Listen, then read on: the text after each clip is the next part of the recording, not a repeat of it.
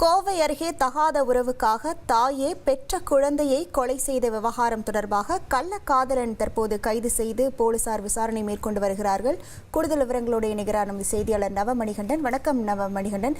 தற்போது இருவர் மீதும் எந்தெந்த பிரிவுகளின் கீழ் வழக்கு பதிவு செய்யப்பட்டிருக்கிறது? முழு விவரங்கள். கோவையில் தனது கள்ளக்காதலுக்கு இடையூறாக இருந்த 4 வயது பெண் குழந்தையை பெற்ற தாயை கழுத்தை நெரித்துக் கொண்ட சம்பவத்தில் குழந்தையை கொலை செய்த தாய் தமிழரசி கைது செய்யப்பட்டு சிறையில் அடைத்திருந்த நிலையில் அவரது கள்ளக்காதலன் வசந்தை காவல்துறையினர் கைது செய்து சிறையில் அடைத்துள்ளனர். கோவை இருகூர் பகுதியைச் சேர்ந்த ரகுபதி தமிழரசி தம்பதியினருக்கு அபர்ணா ஸ்ரீ என்ற பெண் குழந்தை இருந்து வந்தது.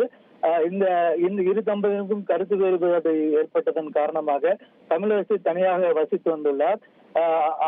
அப்போது அவருக்கு வசந்த் என்ற நபருடன் பழக்கம் ஏற்பட்டு கள்ளக்காதலாக மாறியிருந்தது. இந்நிலையில் கடந்த 2 தினங்களுக்கு முன்பாக தனது குழந்தையை தமிழரசி கொலை செய்ததாக காவல்துறையினர் கைது செய்திருந்தனர். இந்நிலையில் இந்த சம்பவத்திற்கு காரணமாக இருந்த வசந்த் என்பவரையும் காவல்துறையினர் தேடி வந்து இருந்தனர். இந்நிலையில் தமிழரசியுடன் இருந்த வசந்தை தற்போது காவல்துறையினர் கைது செய்து நீதிமன்றத்தில் ஆஜர்படுத்தி சிறையில் அடைத்திருக்கிறார்கள். இந்த சம்பவம் கோவை பகுதியில் பெரும் பரபரப்பை ஏற்படுத்தியிருக்கிறது.